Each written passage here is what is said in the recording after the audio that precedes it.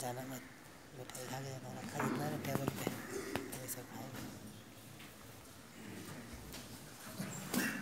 नहमदुहु व नुसल्ली अला रसूलिल करीम अम्मा बाद फ़क़द क़ाल अल्लाहु तबारक व तआला फ़िल क़ुरआनिल करीम अऊज़ु बिल्लाहि मिनश शैतानिर रजीम बिस्मिल्लाहिर रहमानिर रहीम व कज़ा रब्बुका अल्ला तअबुदु इल्ला इय्याहु व bill वालिदैनि ihsana.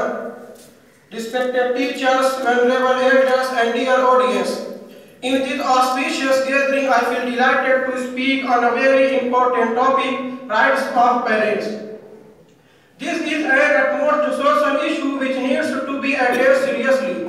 Islam is a religion revealed by God for all people in all places at all times. The glorious Quran and prophetic tradition contain the rights and responsibilities granted by God to humankind. And one of the most important responsibilities for everyone is to love and give respect to their parents.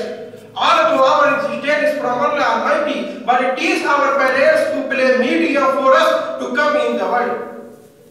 Humanity and ethics demand that we should safeguard these two jewels by showing goodness towards them while they are alive and by means of charity and good remembrance after their death. Islam states that it is the responsibility of each individual to treat all creation with respect, honor and dignity. But when it comes to parents, Allah Almighty puts it next to Tawheed, oneness of God, which is the basic and essential part of our religion. And says, وَكَسَى رَبُّكَ أَلَّا تَعْبُدُوا إِلَّا إِيَّاهُ وَبِالْوَالِدَيْنِ إِحْسَانًا. Your Lord has decreed you worship none but Him and do good to parents.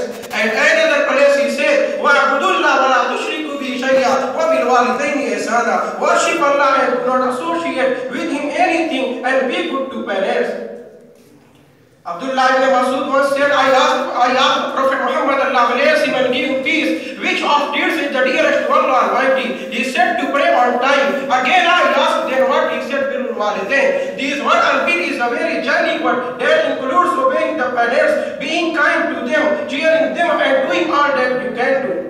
Then Ibn Masud said, then what? He said, jihad in the cause of Allah. He said jihad in the cause of Allah Almighty, struggle in the way of Allah. Your God's fellows look at the alignment of the verse. Parents have been followed by jihad. It means being kind to your parents is far greater and more important to Allah Almighty than jihad in His cause. Dear brothers, before I conclude, I want to tell you a cautionary story. An old man was sitting in the corner of his house along with his son. Suddenly a crow burst on the wall of the house. The father asked his son, what is this?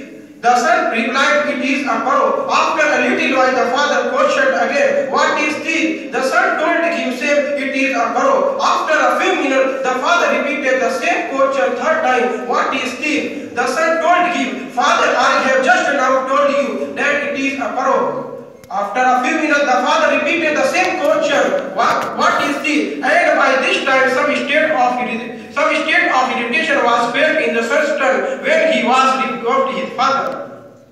Father, I have told you so many times that it is a crow. Are you not able to understand?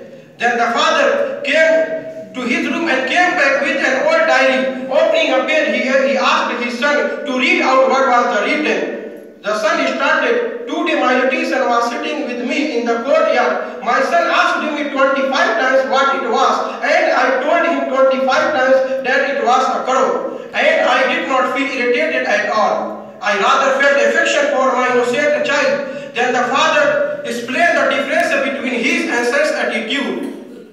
Dear dignitaries, even if the parents are non-Muslim, a person has to do whatever Islam describes in the case of parents. It is Islam and what is called Islamic teachings.